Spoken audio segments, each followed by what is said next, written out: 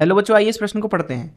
यदि ए सदिश तथा बी सदिश दो सदिश हैं तो निम्नलिखित में से कौन सा सही संबंध सही नहीं है।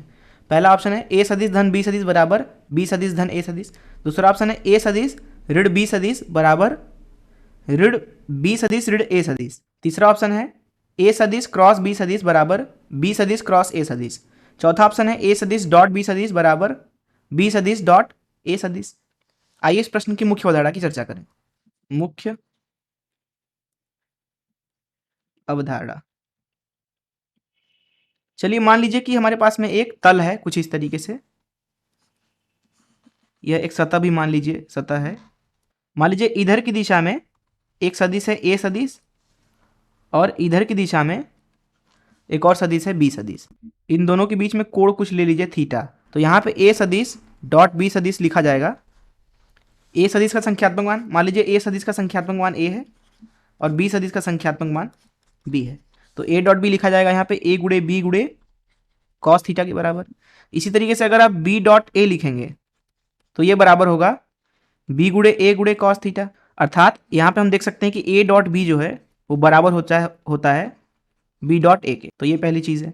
दूसरी चीज़, यहाँ पे अगर आप ए सदिश क्रॉस बी सदिश करेंगे तो ये आएगा ए बी साइन थीटा, क्योंकि दोनों के बीच में कोण साइन थीटा है।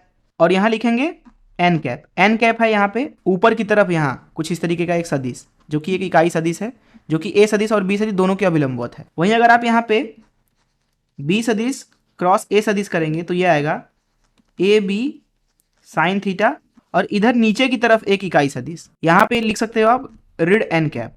तो यहाँ से आप देख सकते हो कि जो ए क्रॉस बी होता है वो बराबर नहीं होता है बी क्रॉस ए के।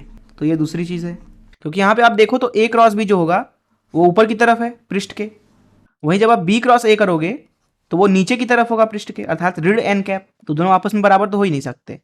तो इस मुख्य धारा से चलिए प्रश्न को हल करते हैं। यहाँ पर बोला जा रहा है दो सदिश है हमारे पास में ए सदिश बी सदिश। तो बोला जा रहा है निम्न में से कौन सा संबंध सही नहीं है। पहला ऑप्शन दिया गया है ए सदिश धन बी सदिश बराबर बी सदिश धन ए सदिश, बिल्कुल सही। आप ए सदिश में बी सदिश जोड़ो या बी सदिश में ए सदिश, दोनों बराबर होने चाहिए, तो ये तो सही है।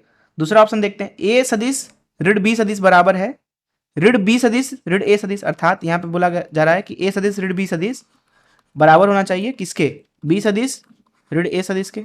ऋण का अंदर गुणा कर दे तो यहाँ मिलेगा आपको ए सदिश ऋण बी सदिश, अर्थात ये भी सही है। तीसरा ऑप्शन देखते हैं, ए क्रॉस बी बराबर होना चाहिए बी क्रॉस ए के, बिल्कुल नहीं। जैसा कि हमने अभी मुख्य उदाहरण में देखा, ए क्रॉस बी बराबर नहीं होता है बी क्रॉस ए के, जिसका मतलब यह है कि यह संबंध सही नहीं है, इसलिए सी ऑप्शन सही है। डी में अगर देखें तो ए डॉट बी बराबर होना चाहिए बी डॉट ए के, बिल्कुल सही बात। हमने अभी मुख्य उदाहरण में देखा कि ऐसा होता है, इसलिए इस प्रश्न का उत्तर केवल सी है। मैं आशा करता हूं कि आपको इस प्रश्न का हल जरूर समझ में आया होगा। धन्यवाद।